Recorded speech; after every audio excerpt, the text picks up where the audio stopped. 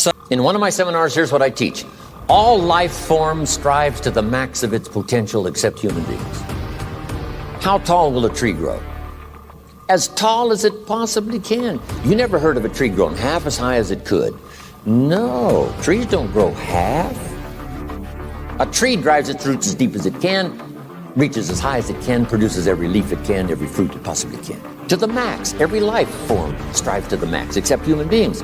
Now, why not human beings? Jot this down. You've been given the dignity of choice. You're not a robot. You don't have to repeat this year the same as last year. You can tear up last year's plan, develop a new plan. So, the dignity of being a human being. Now, here's the choice on being a human being. To be part of all we were meant to be, or to be all.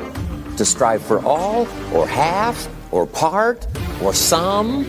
The choice is up to you. To develop one skill or 10 skills. Someone says, well, I'd be happy with just one more language. Well, some say, hey, I'm going to learn 6 or 7. And this is all a matter of choice. And when someone says, no, you ought to learn 4, you got to resist all that. Because this is personal dignity. And you don't want to destroy someone's dignity by doing all the oughts, and then they feel reluctant to do it. Now we've got problems. So if you want to, just ignore this subject on time management. Now here's the next one. Step down to something easier. The guy's in sales, and he says, oh, I want to own the company. Finally owns the company. Now he's got no time to play golf. He said, when I was in sales, I was making big money playing golf 3 days a week. Heck with this owning something. Heck with managing. My life was never my own after I started to manage. I'm going back to sales. See, this is the key. If you're getting too pressed, you might consider stepping down to something with a little easier time pressure. Next key to time management. And that's work longer and harder. But see, there's a limit to that. I almost lost my health the first year. I went so crazy about personal development and achievement. I just went bonkers. You know, I told you I was skinny, but at the end of that first year, I was a walking shadow. And then it suddenly occurred to me, what if I got rich and too ill to spend it? I mean, that was a shocker.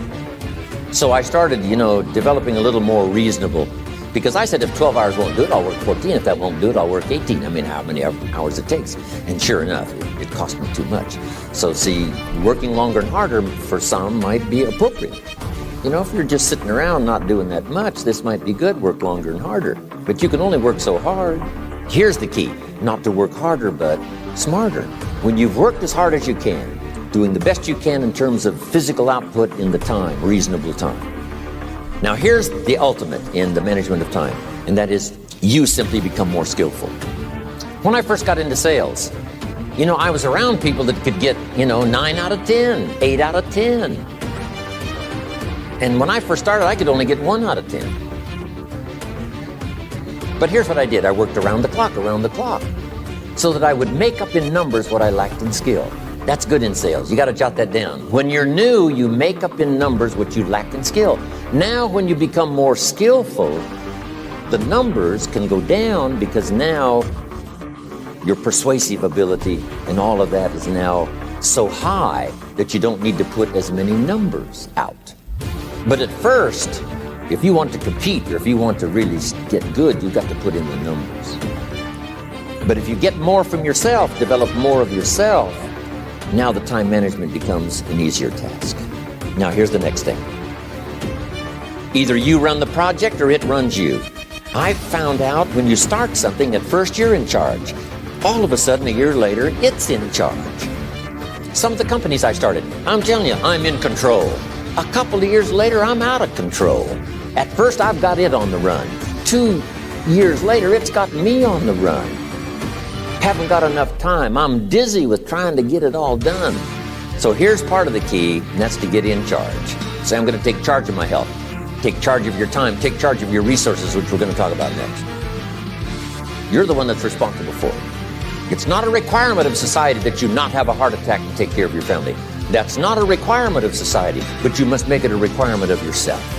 Society doesn't require that you build a financial wall around your family nothing can get through. That's not a requirement of society. It's a requirement you impose on yourself to build a financial wall around your family nothing can get through. So impose on yourself this self-development of being in charge. taking charge of your life and your health and your future and your responsibilities and all the rest. Next, reasonable time is enough time to achieve all of your goals. Just jot that down. Reasonable time is enough time. I had to learn that. Reasonable time is enough time. Here's why. It's not the hours you put in, it's what you put in the hours. If you start depositing greater ideas into the hours you've got later than now, I'm telling you, later you can't believe the productivity that will flow. The ideas you can't think of now, a year from now, they'll start to flow. And when you deposit those ideas in the hours you've got, productivity multiplies by 2, 3, 5, 2. Next, time management essential. We've already covered the first one, a written set of goals.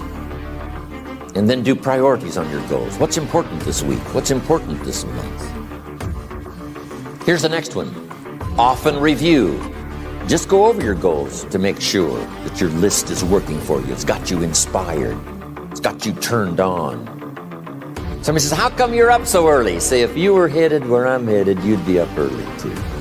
If you were going to meet who I'm going to meet, you'd be up early.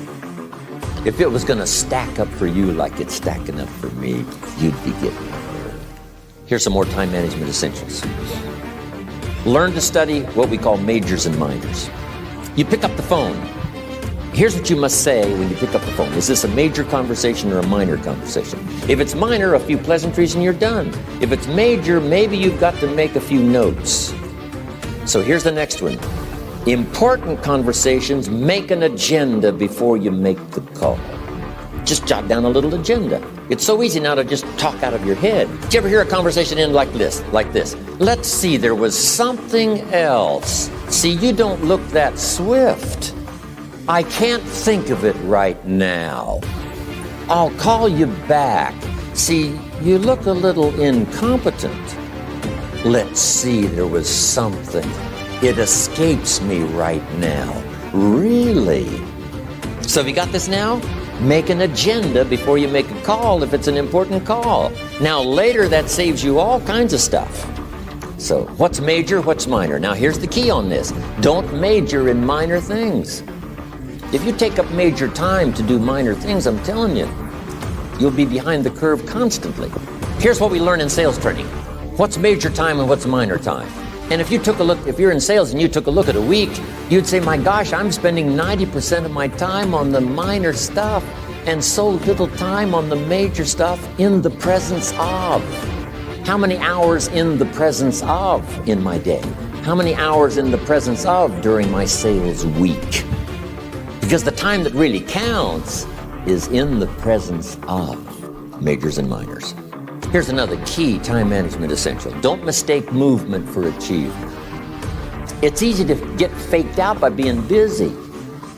Guy comes home at night all exhausted, falls in the chair and says, oh, I've been going. Here's the big question. Doing what? It's not the going. Some people are going, and they're doing figure eights. Progress is small. So don't mistake movement for achievement. Now here's a big one, concentration. I had to learn this. All those years ago, I'm in the shower trying to compose a letter. Found it turns out to be a strange letter.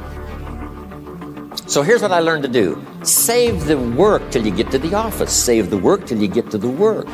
Don't try to get to the office on the way to work. On the way to work, enjoy the way. In the shower, enjoy the shower. Then go to work when you get to work. I found this to be helpful. Concentration. Here's another big one. Learn to say no. I'm telling you, in such a social society we have now, it's so easy to try to be a nice person saying yes to everything. Find yourself overloaded. Now you got to call and make the, well, gosh, you know, all the time it takes to back out of something that you said yes to too quickly. Here's what might be better. I don't think so, but if that changes, I'll call you. Little things you can use not to overcommit yourself. My friend Ron Reynolds says, don't let your mouth overload your back. It's a good one. Now here's a big one on time management. When you work, when you play, don't mix the two. Don't work and play. I used to take my family to the beach and I would bring my briefcase.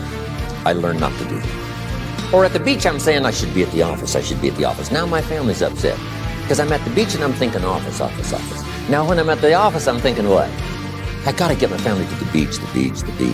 So things are not going too well at the office because I'm thinking beach, and things are not going too well at the beach because I'm thinking office. Here's what I learned to do. At the beach, be at the beach. At the office, be at the office. When you work, work. When you play, play. Don't mix the two. Don't work at play. Now, here's one of the most important ones. Don't play at work. Work is too serious. But I'm telling you, you got to be serious about work because you're parting with a piece of your life for the work you do. Your work costs you a piece of your life. Here's what it's called. Serious business. Not grim, not unhappy, but serious. Here's another key phrase. All work is good. You may not like your job, but if it's the stepping stones to get you to where you want to go, you got to appreciate your job. You don't have to have a passion for your job. Here's the ultimate passion, a passion for incredible success in every department of my life. That's the passion. But don't look down on some menial job you have to do to finally get you to where you want to go. No job is menial. No job is not, every job is noble. Training life for pay, making a contribution to society. Next, analyze how you are. And if you have some weaknesses, if you doesn't seem like you can change, here's the key, get it covered. I used to keep promising myself I'd keep the books, keep the books, keep the books. Finally, I gave that up. And back then, it only took me an extra $50, $60 a month for some accountant to keep the books. I said, no, I'm going to save the $50. You can't believe what I started losing in productivity because I tried to save the $50. So the key is a lot of the time you can stay like you are, but just make sure you get it covered. Next, beware of the telephone and all other not serve me well. I finally learned to get a bound copy, right? And just keep a journal, right? If I was here, I had my journal, I'd be taking notes, right? These 2 days in my journal. Now, if you're caught without your journal, you just take the notes when you get back home, put those notes in your journal, throw the paper away. Because we don't usually go through paper to review. But see, my journals now make up a significant part of my own library. Here's what's next to leave behind, and that's your library.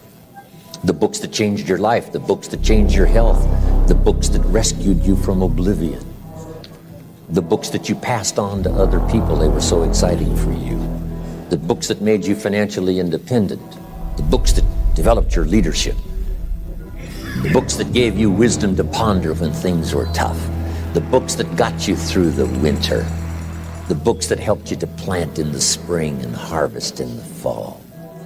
What a treasure to leave behind. If you do that, here's what's for sure. Your books will be more valuable than your furniture.